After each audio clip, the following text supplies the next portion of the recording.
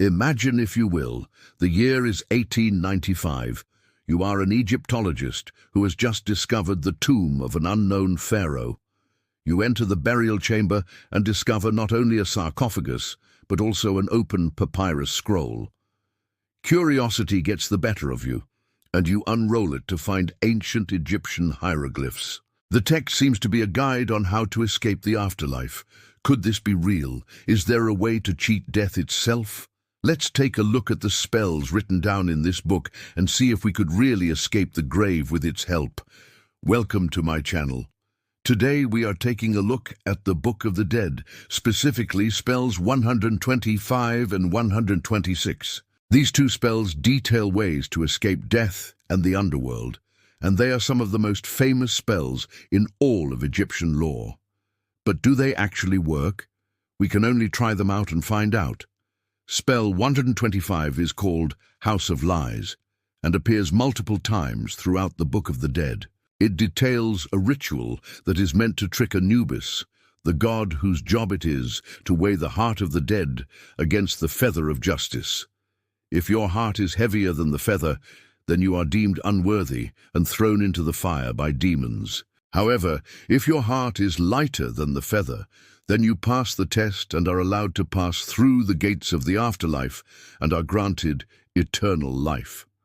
In order to perform this spell, the deceased would need a scribe to perform a ritual on their behalf.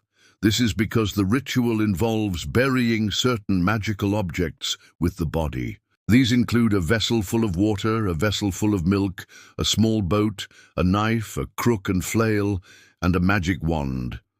All of these items needed to be placed with the body before burial.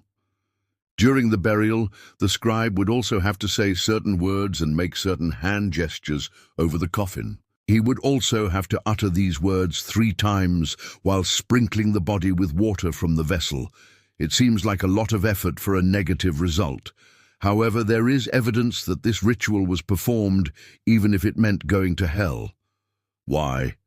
Well, because it might have given the person a chance to escape the afterlife altogether. According to spell 125, after being buried, the deceased would wake up in their own body.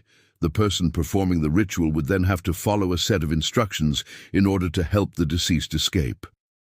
This is easier said than done, because in order to pull this off, the person would have to travel to the Hall of Truth and steal a magical plant called Heart of Light. They would then bring this back and place it under the deceased's pillow. This is where things get tricky. See, once the Heart of Light is placed under the pillow, the deceased will wake up in their own body. The catch is, they will have no memory of being dead or the journey to the afterlife.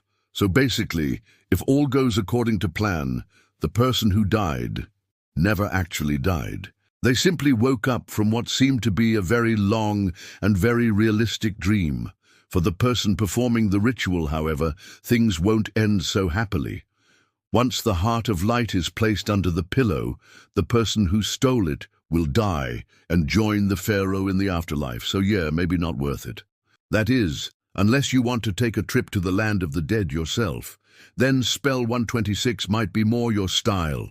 This spell is much simpler, involving the ritual of placing certain amulets on the body of the deceased. Amulets such as the Eye of Ra, a scarab beetle, and the Heart of Light, which we saw in spell 125. This spell also uses the Heart of Light to bring the dead person back to life. However, unlike spell 125, this spell doesn't bring the person back to life in their own body. Instead, the Heart of Light is placed inside of a statue of the person. The spell says that whoever possesses the Heart of Light will possess the knowledge of all hidden things, as well as the ability to travel freely throughout the underworld. This means that the person reading the spell would now have access to everything the dead person would have had access to, including their memories. So it's kind of like you get to live the rest of their life vicariously through their memories. Not exactly what I would call a happy ending, but hey, it's better than getting trapped in the underworld forever, right? Now, do these spells actually work? There's only one way to find out, so join me next time as we give these spells a shot and see if we can cheat death itself. Until then, remember John shot first.